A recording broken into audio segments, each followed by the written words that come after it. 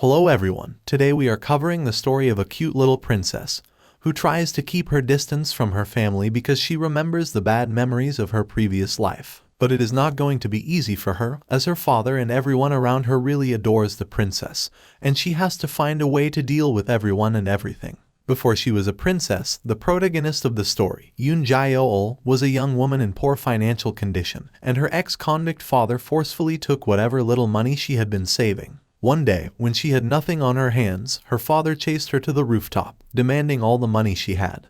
And as he tried to hit her, she fell off the roof. Her entire life was a sad story. Her mother divorced her father because he was a lowly criminal, and Jae-ol barely escaped from him as he went to prison. But when he returned, he found out her new address and stole her savings that she was keeping aside to go to college. She was forced to work hard just to sustain herself while bearing the burden of her dad. Now, as she falls to her death, she wishes to pass away peacefully because there is nothing for her in this world. But surprisingly, she makes her way into another world. Just as she is born, a prophecy is made in that world, stating, at the end of the East, the seed to save the world has been planted. Our protagonist has no way of knowing this yet, as she is a newborn girl named Mabel, and she can barely control her senses. But she still has her memories, and she figures out that she was born to rich parents. She also realizes that she is a princess because her nanny and everyone else called her by that name. It takes her some time to come to terms with her new life, where she is Mabel Gardenia Hermano, the princess of the Hermano Empire. Her sick mother passed away after giving birth to her, and in this world, the fathers ignore their children who cause their wives' deaths. Mabel has not seen her father either, and she thinks it is good for her, but often she hears his voice in her sleep and wonders if he comes to see her sometimes. She realizes the truth when she wakes up one day while he came to see her and was tickling her cheeks. Her father was a handsome man,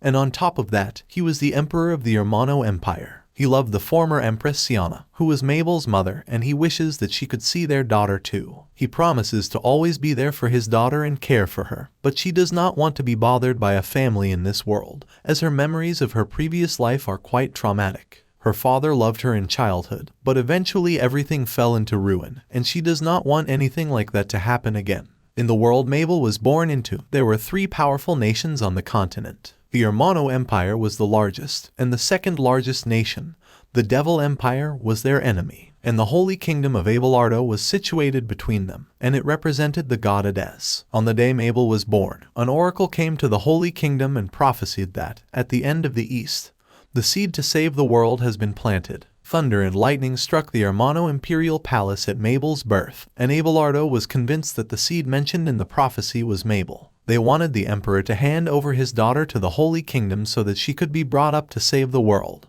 but he refused. Now, the Emperor Esteban Nick Hermano gets more letters from Abelardo Kingdom about this, and he is furious. He knew that they had the logical and diplomatic advantage in demanding Mabel, because she was not even the heir to the throne. But he cannot let his daughter, who reminded him of his late wife, go away. Outside the emperor's office, a boy is nervously listening to their conversation, and Esteban lets him inside. The boy is Oscar Ali Hermano, the first prince of the empire and Mabel's elder half-brother. He wants to meet his sister too, but Esteban refuses, saying that she is still very little for him to meet. But seeing his son so dejected, Esteban decides to take him along to see Mabel, who was feeling bored and sleepy in her room. She is irritated about being a baby and falls asleep just as the emperor and the prince come in. She wakes up with a jolt on hearing Esteban's voice, and he is happy that his daughter recognizes him. She is annoyed, but then notices the boy next to her dad, and she immediately notices the similarity between him and Esteban and figures out his identity. Oscar is really excited to meet his sister, and as Mabel stares at him, it makes their dad jealous. She just wishes them both to leave but can only babble because she is a newborn,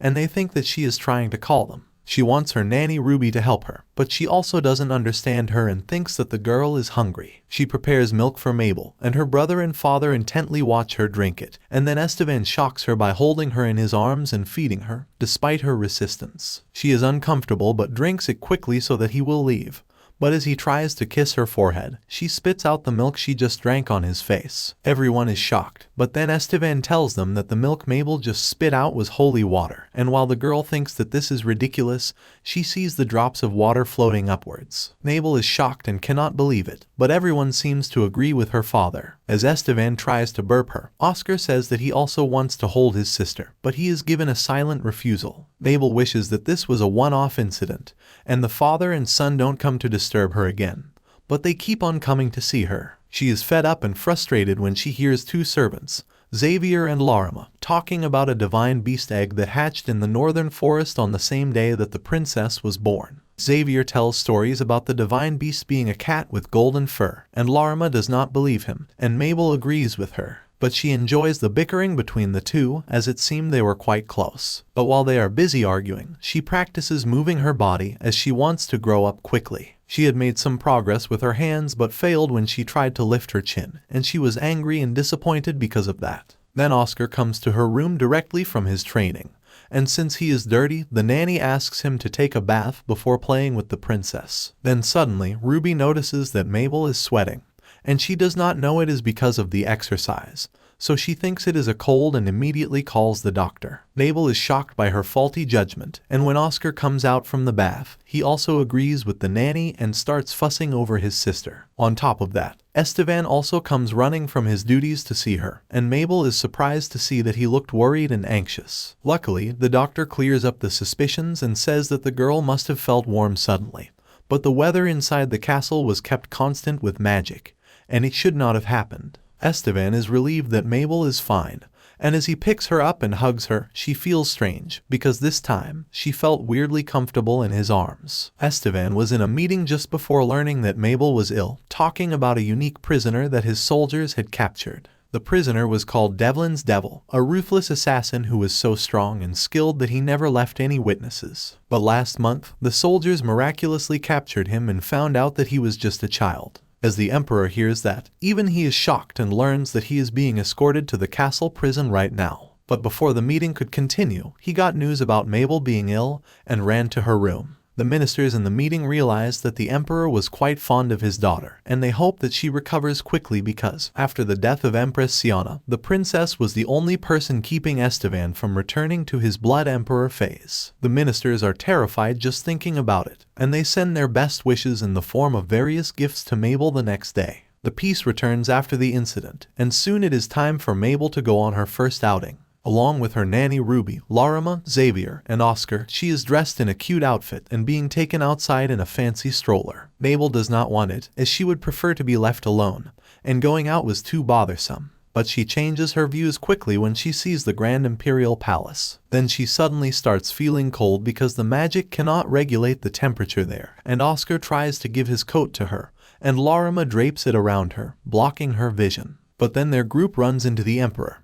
who learns everything, and then lifts up his daughter out of the carriage and tells her to have fun. Then he places her back in the carriage and drapes his coat around her, which was made from a special magical fiber that regulates the temperature of the wearer, and everyone is shocked that he gave something so expensive to her. Mabel didn't really want it either, but she found that the coat was really warm. Then, Ruby and others take her to the northwest forest, and they sit down near a lake for a picnic. Mabel feels nostalgic seeing the clear blue sky, as it reminds her of the night sky, which was the last thing she saw when she fell from the roof in her previous life. Oscar is holding her in his lap and hugs her, seeing her spaced out. Mabel wonders why he likes her so much, because he often used to come to her by finishing his training quickly, and he did the same today. She has never thought of him or Esteban as family, and she does not want to do anything with them because she was born here just by chance. But she still feels bad about it because it was not their fault either. Then suddenly, Xavier screams while cleaning the area and exclaims that he saw a divine beast. Mabel is interested and wants to see it, but everyone prepares to search for the divine beast while leaving her with Ruby, and she does not want to be left behind. She suddenly meows as loudly as she can, stunning everyone. Mabel thinks that they will take her to see the divine beast that looks like a cat now and meows again.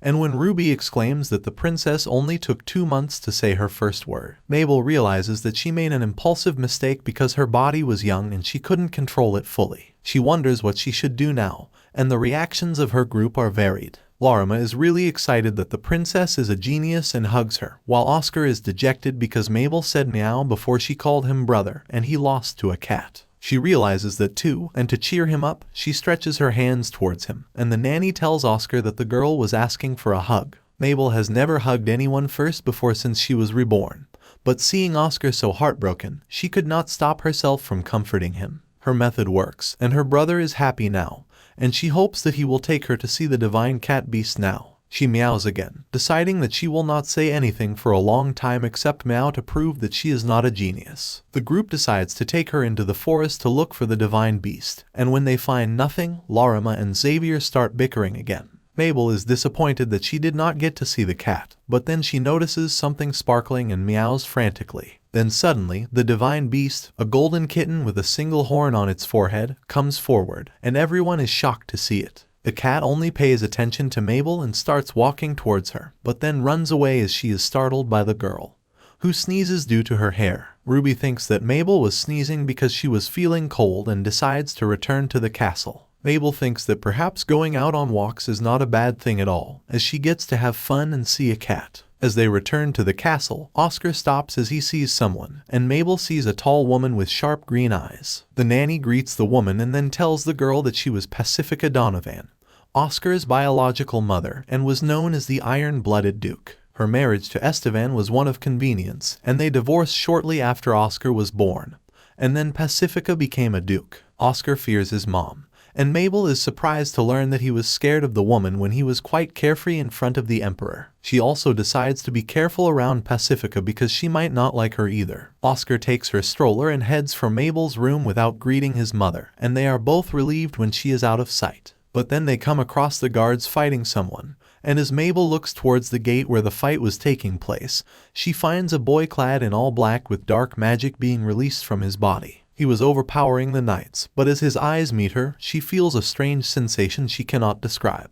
The boy in black suddenly faints, and the knights capture him as Oscar and Ruby take Mabel back to her room, where she is still curious about the incident. He was Devlin's devil, and was moved to the underground prison after being captured, and Estevan's aide Gustav relays this message to him. Surprisingly, Estevan does not react furiously on hearing that his daughter almost ran into Devlin's devil.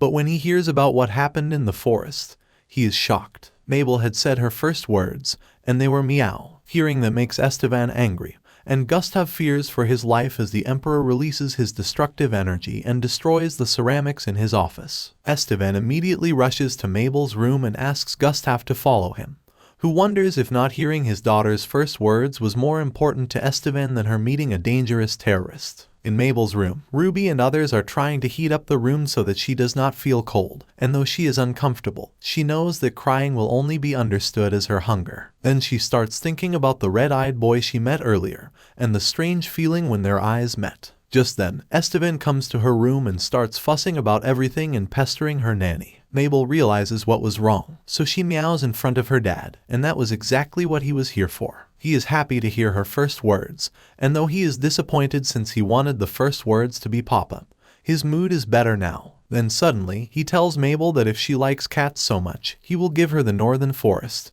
where the divine beast lives. Mabel thinks that the emperor is out of his mind, but Gustav is even worse than him in common sense and says that the princess may not like the forest as the landscape is not good. So Estevan decides to give her the ownership of a castle in the northern forest too. Time passes, and now Mabel is 3 months old, and a group of priests from the Holy Kingdom of Abelardo are visiting the empire as guests. The head of the priests was here to talk about Mabel as the child of prophecy, and Estevan was disgusted by them even before they started speaking. The head priest, Montego, says that the priests want to exchange information about their new research, and the emperor thanks him for that and then tells him to return to his kingdom if that is done. But before that, Montego wants to talk about Mabel, and he adds winter behind her name, as it was the name given to her by the Holy Kingdom when the prophecy was declared. Estevan does not like that and coldly tells the priests that he does not accept Alberto's prophecy, even though it points towards Mabel. He dismisses them as pure coincidence and asks Montego if the Holy Kingdom wants him to send his newborn daughter to a foreign kingdom because of a prophecy that is still suspicious. In response, Montego presents a gift to him from their king. The gift was the pendant of the former emperor of Hermano, Estevan's father. When he competed for the throne, he received the help of the Holy Kingdom, and the pendant was proof that he owed them a great favor. Now Estevan is shocked and says that it is unacceptable for his daughter to pay his father's debts. But Montego says that their king only wants to protect the girl of the prophecy, and they knew that taking Mabel away immediately was not possible. Estevan is surprised to hear the priests giving up so quickly, but he is still uneasy about their ulterior motives. Then Montego asks the emperor to allow him to at least meet Mabel since they were backing down from their initial request right now, and Estevan cannot refuse after being reminded of his father's debt. He agrees to take them to Mabel, but on some conditions, like the priests having to stay at least 20 meters away from the princess. Physical contact, as well as magic and divine powers, are prohibited. And if Mabel starts crying, the meeting will be stopped immediately. The priests are shocked, but they accept the harsh conditions and go to Mabel's room. Meanwhile, the girl is trying to train her body and is practicing moving around. Her current goal is to flip over to the sides, but she cannot do it, and she stops before she sweats and everything thinks that she is ill again. Then Oscar comes to her room, and she wonders why he was here because she expected him to get bored of her every day. He starts reading her a book, and Mabel thinks it will be nice for a change. But instead of a fairy tale, he reads her a complex political psychology book. At first, Mabel is shocked that he was reading such a book to a baby, but then she thinks that he himself was far too young to read books like this. She wants to stop him and spits out her pacifier, and Oscar is disheartened. She thinks that even if he were a prince, it would be too much for him to read a book like that at the age of 6. Then suddenly, she hears footsteps outside her door, and it is not just her father this time.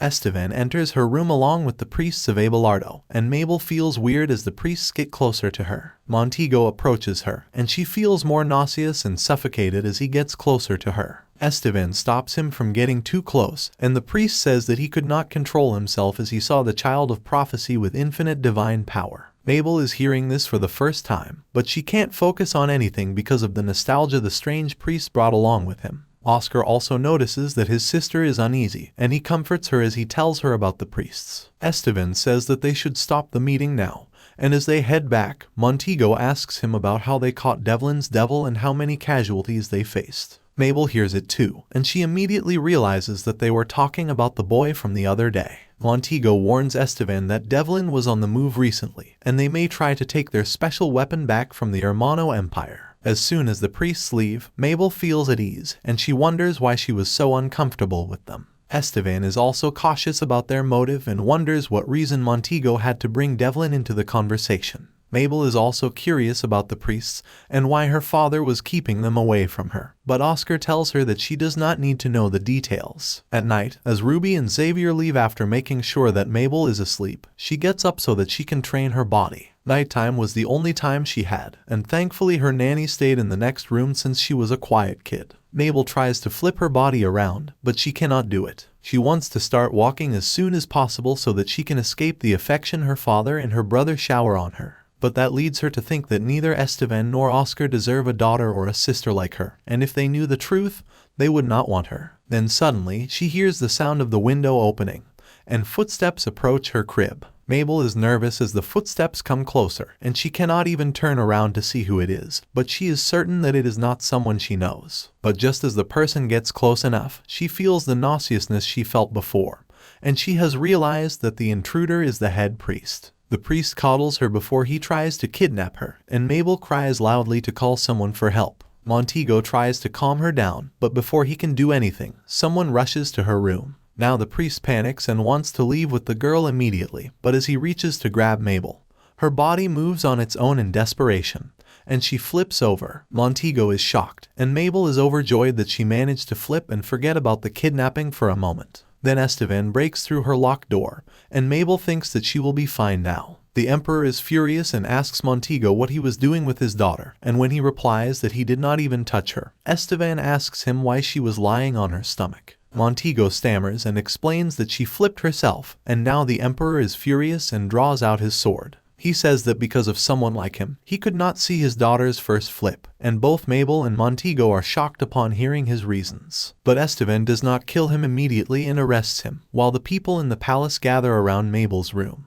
and they are worried about how the emperor will punish them for their negligence. Esteban is in his office, and he is worried that even though he put a magical barrier around his daughter and strengthened the security, the priest was able to break into her room easily. But then he realizes that Montego and the other priests were planning to kidnap Mabel from the get-go, and he wants to punish them all. But the captain of the knights thinks that even though his anger was justified, it was not good to create diplomatic tensions with the Holy Kingdom. He gathers all his courage as he tells his reasoning to Esteban, whose reaction tells all the knights that the rumors about him being a doting father were true. Esteban says that he wanted to punish the priest right at the crime scene, but he could not do that in front of his daughter. For now, he has put Montego in jail and decided to wait for Abelardo's reaction. There are more important things right now, and the emperor tells the knights that he wants an elite knight to volunteer as Mabel's bodyguard. The knight captain knows that the job is more tedious than it sounds, and if anything happens to the princess, the guard will be executed, and that is why all the knights are afraid to volunteer. Esteban is disappointed in his knights, but then one knight enters the room and volunteers to guard the princess. The next day, Mabel is sucking on her pacifier as Larima and Xavier bicker like usual,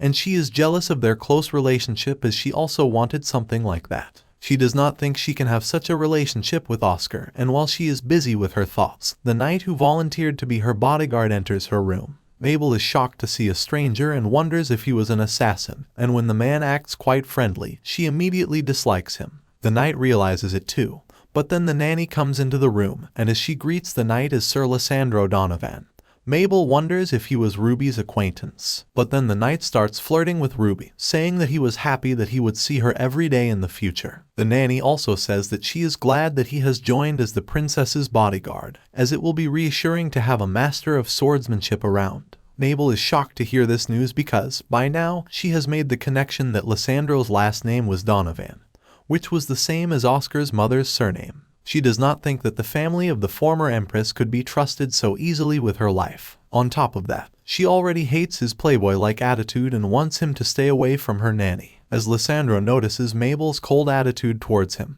he is worried that she hates him, but the nanny tells her that she must be shy. Then they start talking about the last night incident, and seeing Ruby feel down about it, Mabel asks her to hug her so that she does not feel guilty. She still does not have a good opinion of Lissandro, and it worsens when Oscar comes to her room to play with her, and the knight becomes cold to him and asks him what he was doing here. Even as Oscar says that he has finished all his assignments, Lissandro scolds him for going out to play and tells him that he should be ashamed of doing this as the next emperor. Oscar also looks nervous and scared of his uncle, and Mabel thinks that even if the boy was heir to the throne, he was only 6, but his uncle did not allow him even a bit of free time and told him to keep himself occupied with his studies. As Oscar says he will go to train, Ruby also gets upset, as she was his nanny too when he was young. Mabel feels bad for both of them, and she wants to help her brother even if it is not much. She cries loudly, and as Oscar turns around and runs to her, she gets into her arms and stops crying. Mabel had just realized that her brother could only be himself and catch a breath when he was with her, and she decided that she would keep him as close as possible. Lissandro tells Oscar that he will drop the princess and asks him to hand her over to him, but Mabel is angry and shouts at him,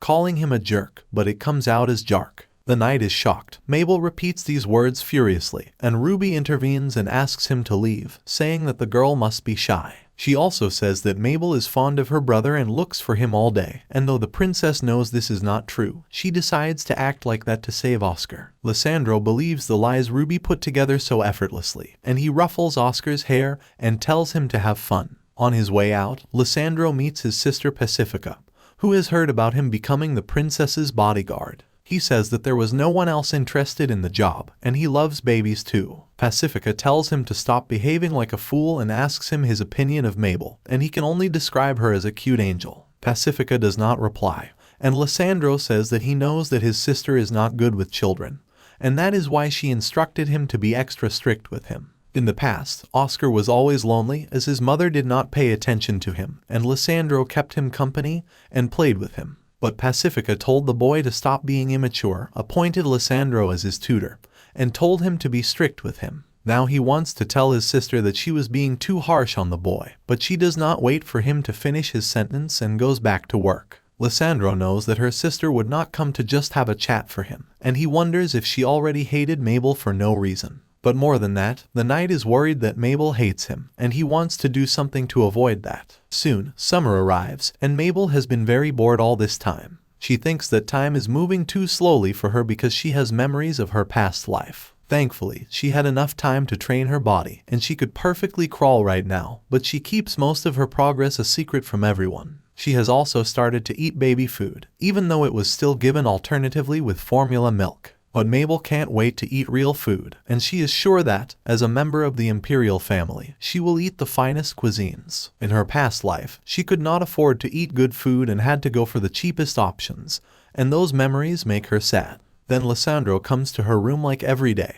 and Mabel does not like him because he acted intimidating towards Oscar. He was strict with him in training, and he was the one who told him to read the political book. Mabel dislikes him and wants to keep him away from her room so that Oscar can have some space. She angrily hits her bed and starts to meow, and her caretakers can't believe that she hates someone like this. Then Ruby asks Mabel if she is bored and suggests going on a picnic, and the girl wonders where that idea came from. But when she is told that they may get to see the golden cat, Mabel is really excited, but she is also worried that everyone might think that she is obsessed with cats. They go outside, but the weather is quite hot outside, and Mabel is uncomfortable and wants to go back. Then she suddenly smells the alluring scent of fresh flowers, and Ruby gifts her a flower. As Mabel looks at it with sparkling eyes, she remembers that she never received flowers in her past life, not even on special occasions like entrance ceremonies and graduation. She remembers feeling sad while everyone else was happy during those times, but she shakes away that feeling. They reach the picnic spot, and Xavier asks her if they should try to find the cat today too. But then Mabel notices that Lysandro was also here, watching over her from a distance, and though she pities him, she is determined to be rude to him for Oscar. Then Xavier takes her into the forest, and they find nothing for some time. But then the cat comes to meet Mabel again. It approaches Mabel, and Xavier notices that the cat has grown in size since the last time. The cat rubs its forehead against Mabel's hand, and she finds her quite cute. But then she wonders about the fact that the divine beast was born on the same day as she was born, and if it was a coincidence that they always meet each other in the forest, or if it was related to the strange prophecy. She doesn't want to waste her time worrying about it and babbles to Xavier to take her back to the shade, as she is feeling hot now. She says goodbye to the cat before leaving, and when Xavier compliments her, Mabel feels embarrassed for acting like a child. But the cat was intently staring at her, and then she suddenly hears her say, "Come again." Mabel is shocked and wonders if it was just her imagination because Xavier did not hear anything. They are back at the picnic spot, where she makes him run in circles while carrying her, but he gets exhausted quickly. But when Xavier collapses after being tired, Mabel takes the chance and starts to crawl freely in the wide, open place. Ruby spots her crawling and tells Xavier to keep looking at her, but he immediately passes out after affirming. Mabel does not plan to go far, but she finds something lying on the ground and approaches it cautiously,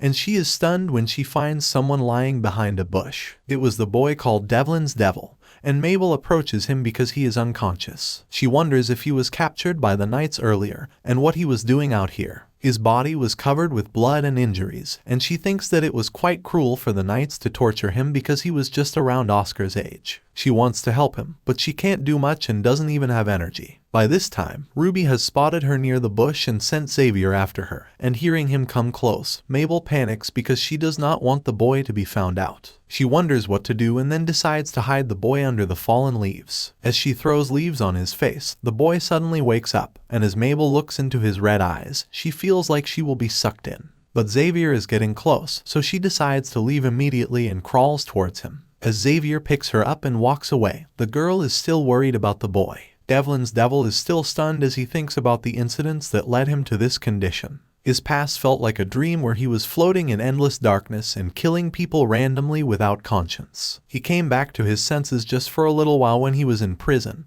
chained with magic sealing tools. He strained himself, broke free, knocked out all the prison guards, and escaped from the jail. The knights of the palace tried to find him, and it was then that the boy realized that he was in the Hermano Palace. He escaped to the forest and wondered how he came back to his senses in the first place, and the only thing that he could remember was his eye contact with Mabel, the child with light blue eyes and pink hair. As he felt his mind clear once more, he started fainting again, and he thought that it was because of too much blood loss, but then he felt the presence of a small creature near him. He thought it was a small animal and decided to leave it be, but when he opened his eyes, he found that it was the same child from before. He was shocked that she was not afraid of him and was not running away. Instead, she was throwing leaves on his face. But seeing her again made his mind clear once again, and he felt in control of himself. At night, Mabel is in her room, and she has a fever, worrying Ruby and others. They call for a doctor, and Mabel wonders if she got ill because of the rain on the way back home. Xavier shielded her, and she got washed and changed as soon as she came back, but she still fell ill. Soon, the Emperor comes to her room, and he is not happy to learn that his daughter is ill. He thinks that since she was so tiny,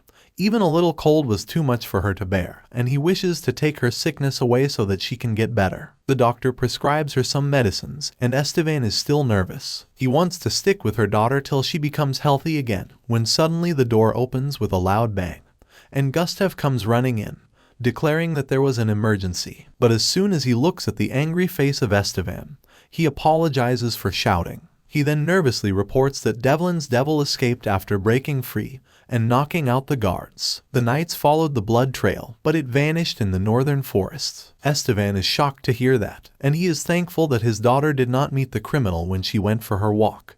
But he is not aware that she actually met him. Esteban orders the gates to be quarantined, the security to be doubled everywhere, and the security around Mabel's room to be increased by 10 times. But Gustav says that he has already done it. Esteban compliments him and dismisses him to find out more about the escaped terrorist, and he orders everyone else to leave the room. He stays behind to take care of his daughter. As he looks at her tiny and fragile self, he wonders how many times she will fall ill when she grows up. And even the thought of those situations makes him lose confidence. He remembers his dear wife, Siana, whom he could not save. In his final moments with her, he told her that she should not have given up on herself for their child. But Siana insisted and requested Esteban to look after their daughter. He replied that he would take care of her, and as Siana apologized for leaving him so abruptly, she died, leaving the Emperor heartbroken. He cried and vowed to protect Mabel from everything, using all his might. And now, as he looks at her, he wonders if he can do that. He is worried about her, but he is determined that, as her father, he will protect her. Mabel is in a feverish sleep, and she dreams of her past life, where she had a fever when she was the little Jaeol. But there was no one in her home to care for her, and the medicine was past its expiration date. She did not have any money to buy new medicine, and there was no water in the house for her to take it with. Her father had left home for a month, and her mother had already divorced him and left their family forever. She was heartbroken that her parents did not love her, and she wanted to know why she was always alone. But she never got those answers and lived with her loneliness. But then she suddenly hears a man's voice calling her Mabel, and she wonders if her father is back. She feels someone taking care of her and feeding her medicine, not realizing that Esteban is holding her in his lap and nursing her back to health. Mabel thinks that this new life is a dream, and she is still Jaeol, whose father does not love her. She hears Esteban say that he is her father and will protect her, and she does not believe him. But in her dreams, she admits to her true feelings that she always wanted to be treated gently. She starts to cry, thinking that this was just a dream, and even though it was not real, she wants to believe that Esteban really loves her and wishes that this dream lasts forever. In the morning, Mabel wakes up with a wet cloth on her forehead, and after being surprised for a while, she remembers that she was ill last night. Right now, she is feeling better, and she still thinks that what happened last night was a dream. When Esteban enters her room, she pretends to be asleep since it would be better not to remember any memories that involved him. As she yawned and turned, Esteban was relieved that her fever had subsided, and Mabel was annoyed that he was taking care of her. She starts looking for Ruby, but her father picks her up, saying that she was quite strong as she took the bitter medicine without complaining. Then Mabel noticed that Esteban had not slept last night, and then she realized that it was not a dream.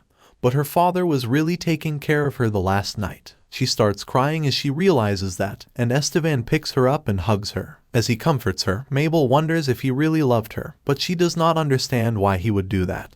And more than that, she is insecure that his feelings will change when she grows up. Soon, she got better, and as a gust of wind opened the door, she enjoyed the smell of summer. Ruby was still fussing about keeping the windows closed as the girl was still not well, but she did not mind it. As she wants to tell this to her nanny, Oscar comes to her room, and he is sweating because the weather was quite hot outside. As Ruby makes iced tea for the boy, he sits on the bed while holding Mabel, who knows that if Oscar is here, Lysandra will also come. She turned around and found him peeking from behind the door, and she screamed at him. The poor knight knew that she disliked him, and he did not enter the room as it would have made the princess angrier. Oscar tells his sister that she should not hate Uncle Lysandro so much. Even though he stopped playing with him and was harsh on him during the training, he was a good person. Mabel is disappointed that Oscar was taking Lysandro's side, even though she kicked him out for his sake. Then Oscar asks Xavier to bring him some books, and Mabel is shocked when she sees so many books at once. And on top of that, her brother says that this was his assignment. She tries to see what is written in the books and if they are as difficult as the previous one. But she can't read anything because she was just a baby. Mabel thinks this is unfair because she can understand the language perfectly when hearing it, so she should also be able to read. But her interest is piqued by the maps and pictures in the book, and Oscar realizes it too. With the help of her brother, Mabel explores the map. First, they see the Hermano Empire, and along with the lessons about the history of various nations, Oscar shows her the other kingdoms on the map too. Mabel is impressed by his brother's memory, as he remembered everything on the map. Then she points to a kingdom, and Oscar tells her with a troubled reaction that it was the kingdom of Devlin, and then begins telling her the story of Devlin's devil. The relationship between Hermano and Devlin was not good, and there had been many wars in the past between them, and it was said that the devil single-handedly defeated many battalions. Then Oscar says that there is no use in telling her all this as she is too young to understand it, and Mabel gets angry and screams at him, telling him that he was a kid too. Oscar laughs and then says that he will read another book for her. Mabel is content with this because she prefers spending time with her brother to learning about the country's politics. Not long after that, the summer season finally ends, and now Mabel is 8 months old and can articulate much better. But Ruby is worried that while she had started crawling, she still could not turn at her age because that was not normal, and she even got checked by the doctor. Mabel wonders if they are worried for her because she does not move often, but she assures her nanny that everything is fine by gently grabbing her finger as she caresses her face. Everyone thinks that Mabel cannot move, but she practices doing that every night because she does not want anyone to know, especially not Esteban. If he finds out about her training, he will also learn that she spat milk on his face intentionally every time, and he will punish her for it. One night, Mabel practices standing up on her feet, holding the wooden frame of her bed. After much effort, she manages to stand upright, and she can't believe that she could do it. But she is sure that she can do more than this and tries walking with tiny steps. Unaware of this, Lysandro was guarding her room from outside when he saw Esteban approach the room, as he wanted to see his daughter before she slept. The emperor peeked inside her room, and he was stunned to see the 8-month-old girl trying to hold a lamp. When Mabel saw him, she was shocked too, and she couldn't think of a way to explain things to him. She is worried about the reaction of her father and everyone else to the suspicious development, and is sure that they will be angry that she was tricking them. But instead of that, Esteban is very happy and proud, as he thinks that his daughter is a genius. He is overjoyed and lifts Mabel in her arms and starts kissing her, declaring that he was really happy and wanted to give her a gift to celebrate this day. Mabel was shocked and did not want anything from him, but Esteban gifted her a piece of land called Vistante, which was great for vacations. She thinks that it was too grand a gesture for something as meaningless as she just did. The next day, Esteban gets a report about Devlin's devil returning to Hermano's border, and he might attack them again. The emperor orders his men to prepare a team of sword masters and send them to the border to look for the devil. But everyone in the meeting has realized that Esteban's behavior has suddenly changed, and it must be because of the princess. As one of them asks him about the reason behind his good mood, he thinks that if he had not gone to Mabel's room quietly, he would never have witnessed the magnificent scene. He proudly announces to everyone that his daughter can walk now, and she could do that at the age of 8 months since she was a genius. He tells them that he has decided to give the land of Vistante to the girl, and everyone is shocked because the land was gifted to the king when he was a prince, and it held great geopolitical importance. The officials are tense and nervous as they confirm that the king was not joking, and they think that they must reevaluate their positions now. Mabel's first birthday was coming soon, and Esteban planned to celebrate it in grand fashion, and the officials wondered what he was going to do then because he was already gifting land to her. They are also curious because they have not yet seen the princess and want to meet her soon. Then Esteban ends the meeting to go and see Mabel, despite a lot of work remaining. He starts walking away, but then someone calls him from behind, and he turns back to meet a man called Marquis Gardenia, who requests the emperor to allow him to meet the princess. Esteban is taken aback to hear that, but he realizes what the motives of the man were. He dismisses his request, saying that the princess was quite young, and they couldn't even say if she wanted to meet someone. But Lord Gardenia reminds him that she has started walking, just as he declared right now, and now Esteban can't deny it. Then Lord Gardenia says that in the future, Mabel will be the heir of Gardenia, but the Emperor does not trust him. He is worried that everyone wants to take his daughter away, and he does not want anyone to get close to her as he doesn't trust them. But he cannot refuse Lord Gardenia's visit and says that he will schedule an official meeting with the princess. The man smiles as he understands that there is some time until he meets his granddaughter and leaves. Esteban is annoyed by his smile. When he declared his marriage to Siana, Lord Gardenia was not happy about it, and from that point on, Esteban did not feel comfortable around him. Meanwhile, Mabel finds out that her secret was out, and everyone in the palace knew that she could walk. She is sure that Esteban spread the news, but she does not mind it because now she can walk freely without worrying about being found out. Laurima and Xavier care for her as Ruby has to take care of something else, and they are all very excited to see her walk. Mabel is tired, but since Laurima wants to hold her hands while walking, she decides to play along with her and Xavier. They collapse before her, but then Ruby returns and scolds them to adjust their clothes properly. Mabel is surprised by this reaction, and as she turns around to see her nanny, she spots a strange man behind her. Mabel feels nervous as she looks at his face, especially because of what happened with the priest, Montego. So she decides to be careful and clings to Xavier as he lifts her up. Then Xavier and Laurima greet Lord Gardenia, and upon hearing that, Mabel realizes that it is the same last name as her mother's. The man introduces himself as her grandpa, and Mabel impulsively repeats after him, shocking her caretakers that she said grandpa. But Lord Gardenia is overwhelmed upon hearing that, and his reaction reminds Mabel of Lysandro. Meanwhile, Esteban is in his office, nervous about Mabel's first meeting with her grandfather. Gustav knows this too, and he knows that the Emperor is worried because Lord Gardenia is the second candidate after Abelardo who can steal his daughter. Seeing Esteban so nervous, Gustav suggests that he should go and join their meeting, and the Emperor thinks that if he does that, he will look like an idiot doting parent. The aide cannot tell him that it was already public opinion and tells him that Mabel must be nervous because Lord Gardenia is a stranger, and she will appreciate it if he was with her. That was what Esteban needed to hear, and he leaves to visit Mabel, dumping all his work on Gustav. On the other hand, Lord Gardenia is crying as he tells Mabel about his daughter and how he did not want her to get married so soon.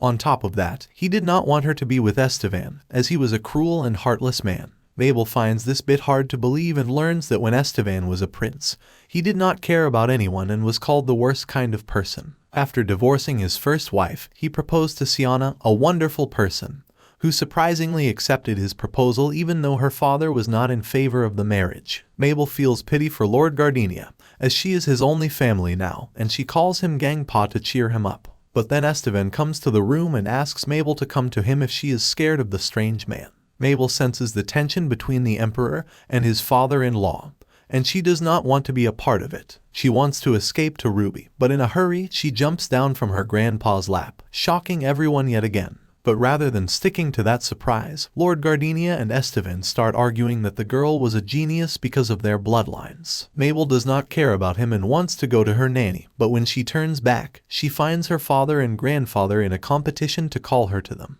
Mabel wonders what she should do now, but just then, Oscar enters the room, and she finds her solution. She signals him to come to her and then goes into his arms and hugs him, thinking that it was the first time she was happy to see him. But on the other hand, Montego is back in the Holy Kingdom of Abelardo, as Esteban decided to spare his life this time.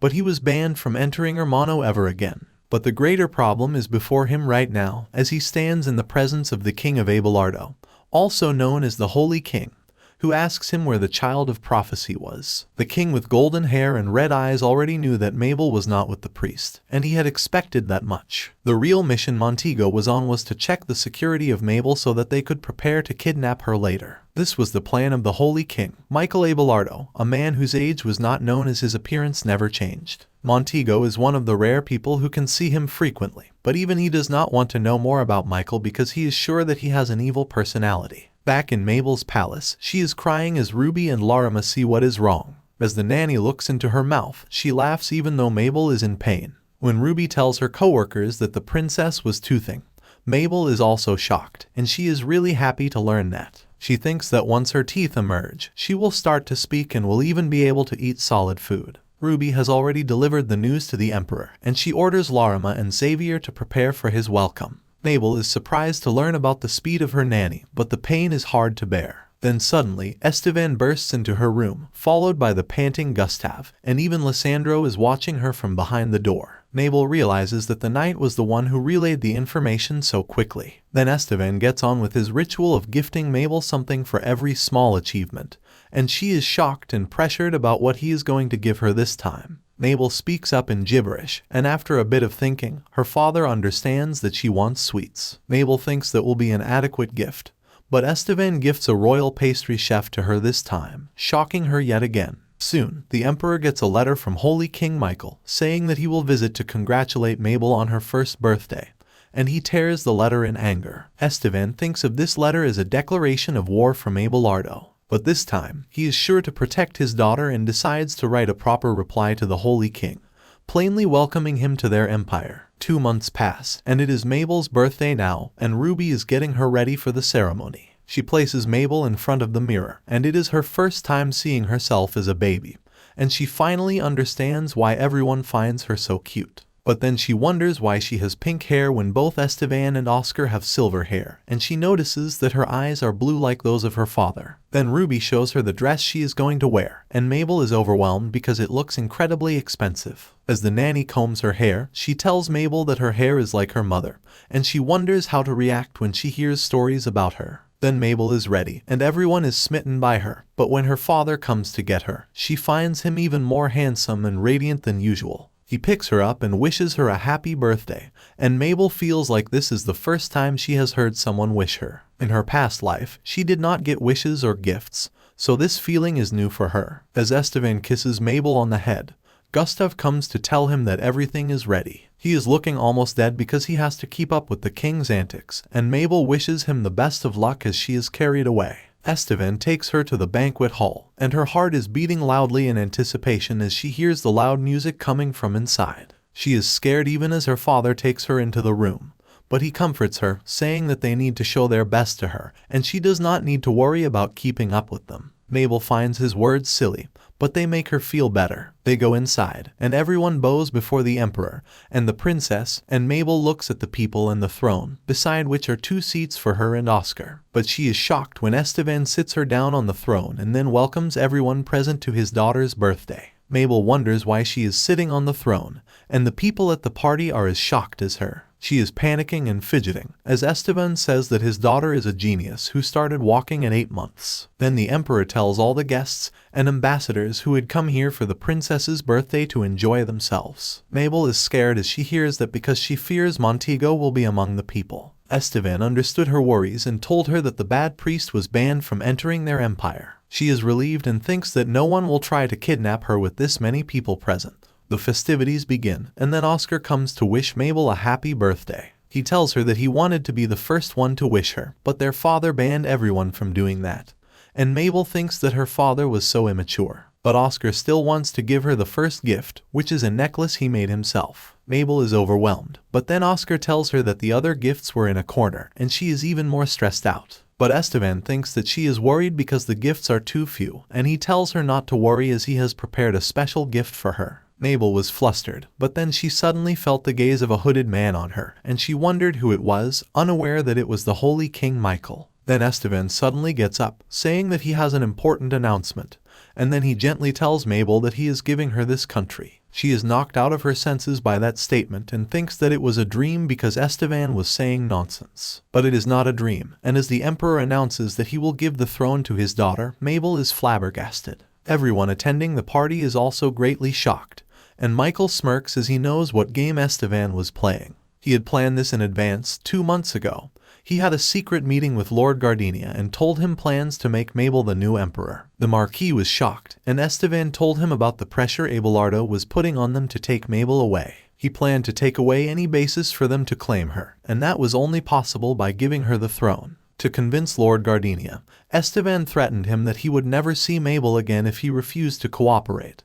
And the old man had no choice. After that, the emperor went to see Oscar while he was training. Esteban saw how mature his son was, and he felt that he did not pay proper attention to him earlier as he was being strictly trained by the Donovan family. He took him out for a walk and asked him if he really wanted to be the emperor. The boy was shocked, and he nervously said that he does not know what he wants, but everyone says that he will definitely become the emperor. He was only working so hard because he thought it was inevitable, and the wish of his parents. Then Esteban told him about his plan to cede the throne to Mabel to protect her from Abelardo. He told Oscar that if he does not want that, he will abandon the plan, and the boy agreed with the plan without hesitating. Esteban asked him to consider it again, but Oscar was sure that he has no problem if Mabel can stay safe, and if she becomes the emperor, he wants to be her guardian knight. Then Esteban moved on to what he thought would be the greatest obstacle to his plan, convincing Pacifica. But he is shocked when she also agrees to the plan quickly, because she knows that her son is not interested in becoming the emperor. He was relieved that, despite keeping her distant from Oscar, Pacifica still knew him well enough. After receiving the consent of everyone concerned with the decision, Esteban waited for Mabel's birthday to announce it to the world. And now he stares down at Michael, thinking that he cannot take his daughter away. Michael's subordinates ask him what they should do now, and he says that Mabel cannot be taken to Abelardo yet. He decides to withdraw this time because an immense amount of divine energy is dormant inside the girl, and when it awakens, they will have their chance. His supporters are shocked by his decision, but Michael is also as erratic as Esteban, and he plans to play the waiting game. He had confirmed Mabel's potential the moment he saw her, and he is sure that she is the seed of gods and will hurt herself and the people around her with her power, and then come to him herself. Esteban is satisfied with this result, but the only problem is that Mabel is too young to give him her opinion about it. But Mabel understands it fully, and she is really nervous and overwhelmed. She shouts no loudly while crying that she does not want to become the emperor. Esteban is shocked, and even Ruby fails to calm the girl down. First, she looks at her annoying father and then at Oscar, who had been working hard to become the emperor. And then she wonders why no one else was protesting when the emperor was handing over the country to a literal toddler. Esteban realizes something and orders Ruby to take Mabel back to her room. The next morning, Mabel wakes up, drained of her energy as she cried herself to sleep last night. As she hears her caretakers talk about the developments yesterday, she realizes that it was not a dream. She wonders that of all people, her grandfather should have said something because he was not on good terms with her father and wanted to make her the heir to Gardenia. On top of that, even Oscar and his biological mother were calm about learning that. Mabel realizes that everyone planned this in advance, and she is furious at them. She starts crying, and Laurima and Xavier run to console her, and they wonder why she has been so angry since yesterday. Mabel says that she is sorry, and both of them are stunned to hear that. She decides that they have no fault, and she should take her anger out on the root of the problem. She says Papa, and Laurima is excited that the princess wants to see her father. She takes her to the emperor, who is in the dining room, with Mabel fuming that he was peacefully eating after creating such a scene. She tells Laurima that she will walk herself, and she angrily walks to the dining hall with the maid still holding her hands. She angrily enters the dining room alone and then screams Papa. Esteban turns around to see her, and from his perspective, his cute daughter is lovingly calling him and asking for a hug. He is excited and picks her up, and Mabel punches him with all her might, only to realize that his body was rock solid. But Esteban is happy and decides to give his daughter a present she would like. The servants bring out a bowl of ice cream, which tempts Mabel, who thinks that no one will give a 1-year-old kid ice cream. But Esteban has ordered it just for her, and he feeds it to the girl, who forgets about her revenge as she is busy enjoying the ice cream. But after almost finishing the bowl, she remembers what she came here for and loudly screams as she gets down from the chair. She shouts "I hate Papa" and scuttles away, leaving the emperor devastated. Even when he goes to her room to talk to her, she screams at him while crying, telling him to get out. Esteban tries her best to get her to listen to him, but she is adamant that she does not wish to see him. Defeated, he leaves, saying that he will return later. Outside, Gustav and Lissandro were waiting for Esteban, and the latter smiled as he invited the emperor to the list of people hated by the princess. Esteban is furious that he is falling on the same level as someone like him, and he feels that his condition is pathetic. Inside her room, Mabel is still angry at Esteban, even though she knows that the problem cannot be solved without talking thoroughly with him. But then Oscar comes to her room, and she now thinks that the more important thing right now is Oscar. He had been trying his best to become a worthy successor, but it was all taken away in an instant. She apologizes to him and asks him if he hates the emperor, and Oscar understands her even though her words are mostly gibberish. The boy realizes that his sister does not want to become the emperor, and asks if she is angry with their father, and she nods. Mabel thinks that Oscar must be upset because the throne was snatched away from him, but in reality, he is happy that his sister understood everything he just said. Then he hugs Mabel, telling her that he is sorry, but there is no other way to protect her besides making her the emperor. He hugs her, saying that she does not have to feel guilty at all because he also wants her to become the emperor instead of him. He says that everything that he has learned will be helpful so that he can stay by her side when she takes the throne. He tells her not to worry about anything and promises to explain everything to her later. Meanwhile, Esteban is in a foul mood as he attends a meeting,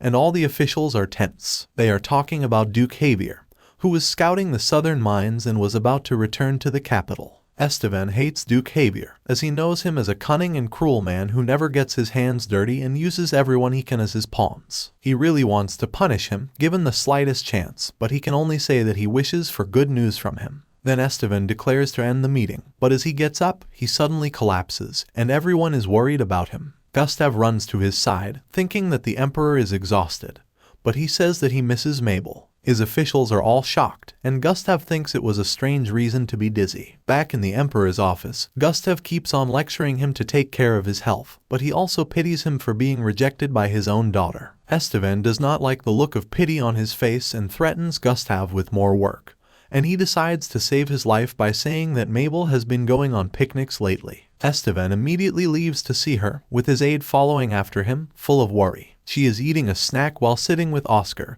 and Esteban watches over her from a distance. He still can't go near her, as she hates him, but he really wants to know the reason behind it. Then he leaves to take care of his duties, but Mabel feels a presence just as she leaves. Coincidentally, the divine beast comes to meet her in the garden, and Mabel is taken aback as it jumps on her lap. She is overwhelmed by its cuteness and tries to pat it, but then she hears the cat's voice, saying that it is depressing. Mabel is shocked and wonders if it was a hallucination, but the cat tells her that it was not. She is stunned and looks around to see if someone is playing a prank, but the cat tells her to look at it. Mabel finally looks at the cat, and she thinks she is going to faint at this rate. She brings some cat food for the divine beast, but he refuses to eat that. He says that he is a messenger that has been sent by the god to help her. Even if he were in a cat's form right now, he wants to eat human food and orders Mabel to bring something for him. She is not certain if she can call him cute anymore, and he is angry because he can hear her thoughts. Then Laurima and Ruby come there, and the latter tells Mabel that they should end their picnic here today. She says that today they need to measure her dress and take her away, with the cat still complaining that it was too hungry. On their way back to her room, Mabel sees Esteban passing by, and she thinks it has been some time since she last saw him. He looks at her and then turns away,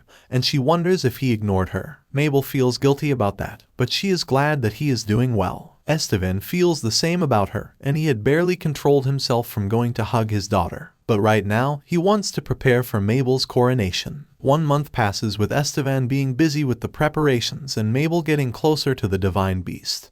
And finally it is the day of her coronation. Mabel was asleep throughout the ceremony, and she woke up to the voice of her father declaring that she had inherited the throne. She is still too sleepy to process it all, but she can see her father in front of her. She is half glad to see him after a month, but she still has not forgiven him for what he did. But then she wonders why he was dressed up in his ceremonial outfit, and then she notices that she was not in her room but in the throne room. She is nervous as she looks around, and when she realizes the truth, she is shocked beyond belief. As the priest tells Esteban to crown Mabel as the next emperor, her doubts are confirmed, and now she is angry. She gets down from the throne because she does not like her life being controlled by anyone. Mabel shouts that she hates it and runs away, screaming that the imperial throne falls in front of her feet, and she angrily kicks it. She is nervous and thinks that everyone should have known the truth by now, but the people start clapping. They say that it was a marvelous kick, and the girl knew how to express herself boldly, and that will make her a great emperor. Even Esteban agrees with them,